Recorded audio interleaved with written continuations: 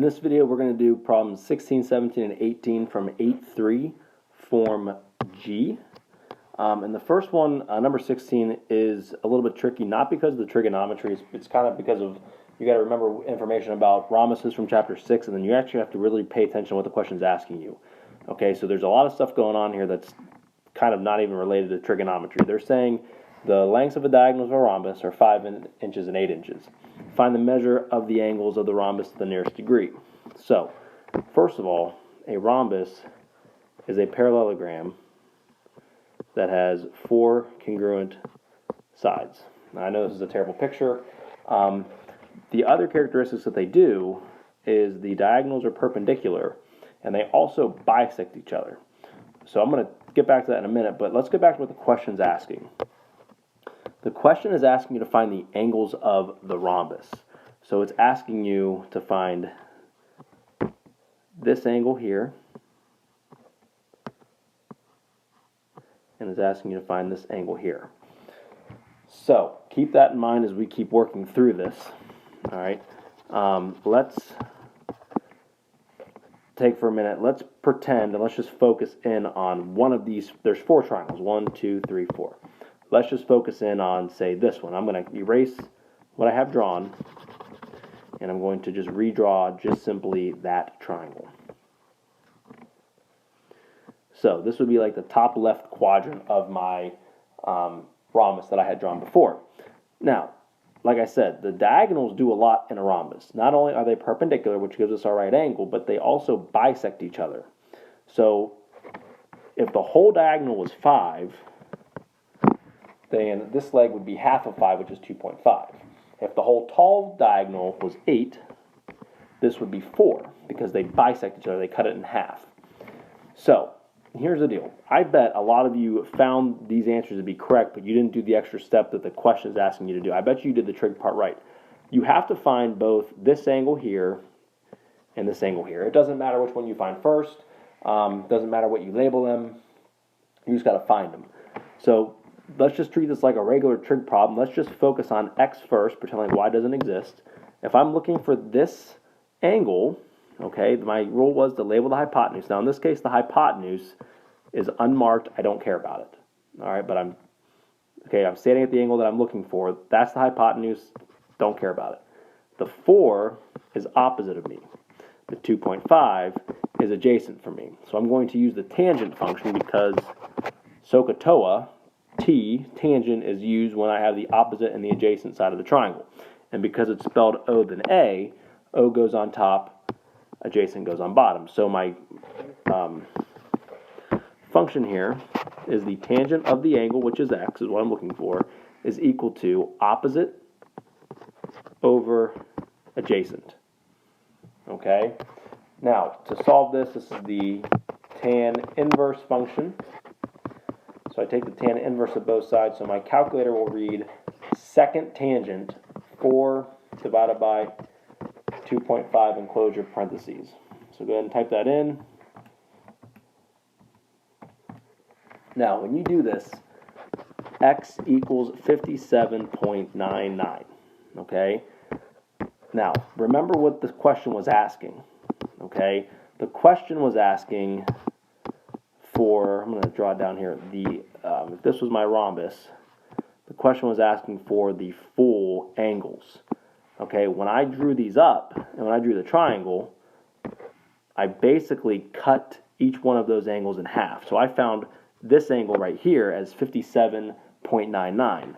Well, if I multiply that value by 2, that gives me 115.98, which when you round to the nearest degree is your 116.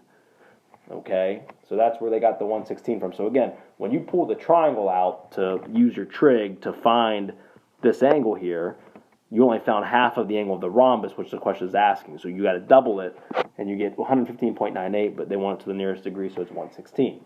The same rule applies for the second part of the answer. Okay, so now, like I said, the trig part I'm sure you guys got right. It was the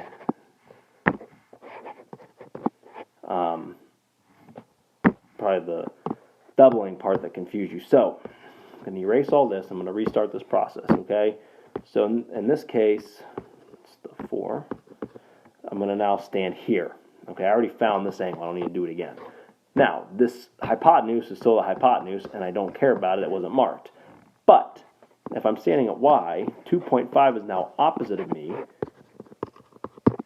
and 4 is now adjacent. So I'm using the tan. It's the same setup, more or less, except for the fact that I'm taking the tan in. Well, let's start from the top here.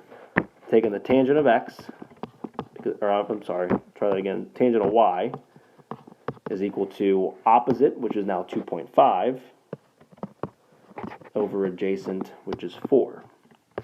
So if I tan inverse both sides, I need to take the tan inverse of 2.5 over 4. And when I type in second tangent, 2.5 divided by 4, I get 32.005. Okay, so the y that I found is 32.005. But again, that's only half the angle of the rhombus. So I got to times that by 2. And when I do that, I get 64.01, which gives me my two answers of 116 and 64. So if you can do this part right here, you'll be in good shape for your quiz tomorrow. All right. Moving on to 17 and 18. So let's take a look at 17 first. In this case, there's 3 triangles in this picture. Okay, and I think that we would recognize here. This is a great question because it's a good review of 8-2. Let's say we wanted to find W first. Okay, and in this case, you cannot find X without knowing W. Okay. So I highlighted a 45-90, which means this has to be a 45-degree angle as well. So I have the 45-45-90 triangle. If you think back to 8-2, you'd make your table x, x, x radical 2. And I was given, so this is a leg, this is a leg, and this is the hypotenuse up here. So I was given a leg as 5.5, which means the other leg is 5.5. So W is 5.5. So we should probably mark that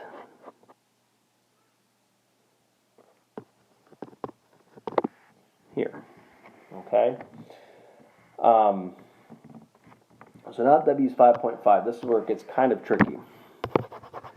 I need to be able to ignore this line in that angle. It doesn't exist. Pretend like that doesn't exist. And I'm going to also pretend like at the moment, I don't know that W is 5.5. I'm just going to pretend like,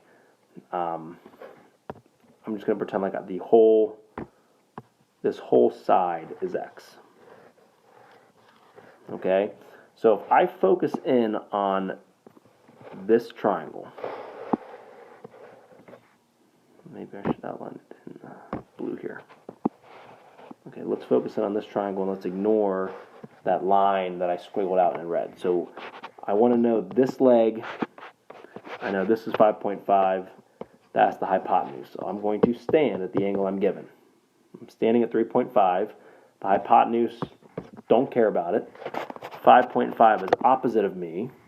X is adjacent to me.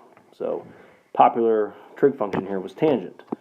Okay, so now I take the tangent of 35 degrees is equal to opposite. Let me rewrite this here.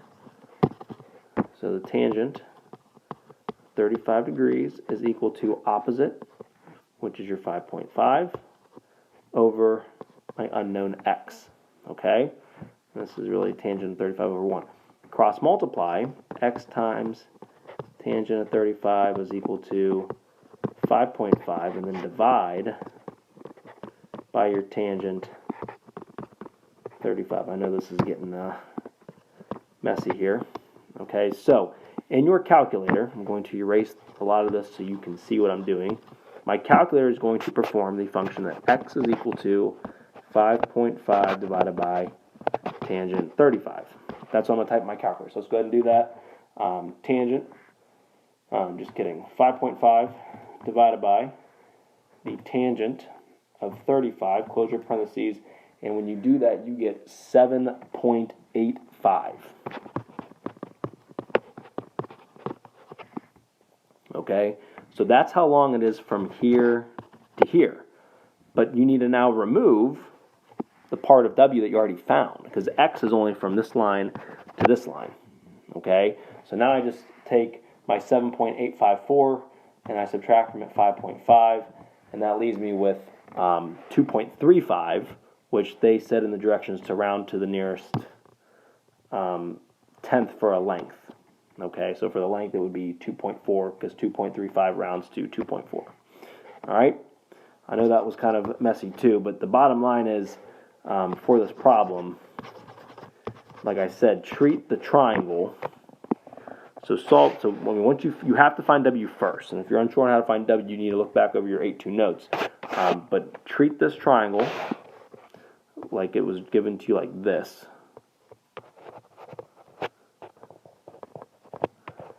All right, and then solve that triangle, and then once you find what X is, you need to just remove from it the 5.5 for W that you already found. Okay? And then your quiz tomorrow is going to be extremely straightforward. So, some of these there's a lot going on in some of these problems. As long as you can solve a basic trig function, given the circumstances, that's really all I'm worried about at this point. Okay, so if you can't do some of these multiple step ones, don't get hung up on it. All right, for this one, I told you guys a long time ago, and I've said it throughout the school year, when you're given two triangles, you always want to start with the triangle which you're given more information on. Okay, so if I were to, I've got the triangle here on the left and the triangle here on the right, I think we'd all agree I have more information here than I do over here. Okay, so I'm going to start with the triangle on the left first, solve what I need to, and hopefully that gives me enough information to find X over there on the right. So it's old school original trig function. You just stand at the angle you're given. I want to find W. I label my hypotenuse. If this is my 90-degree angle on that triangle, then that is also a 90-degree angle. Opposite of that tells me this is my hypotenuse. W is opposite from where I'm standing.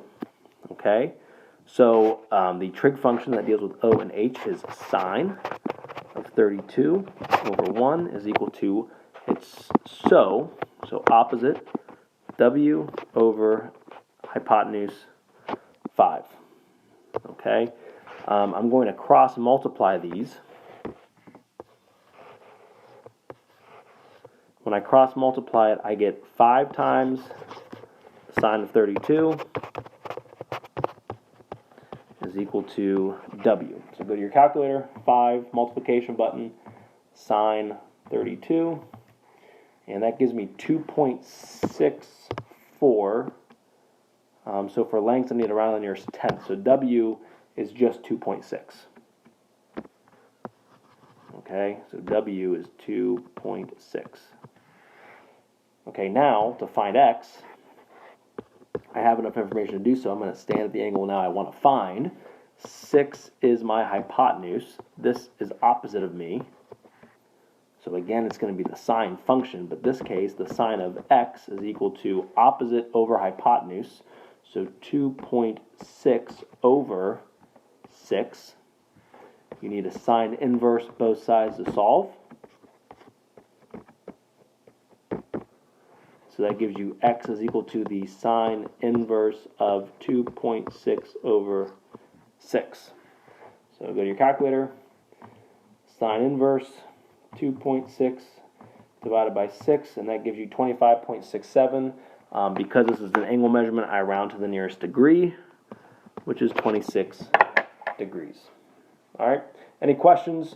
Shoot me an email, and I'll be happy to get back to you as soon as I can.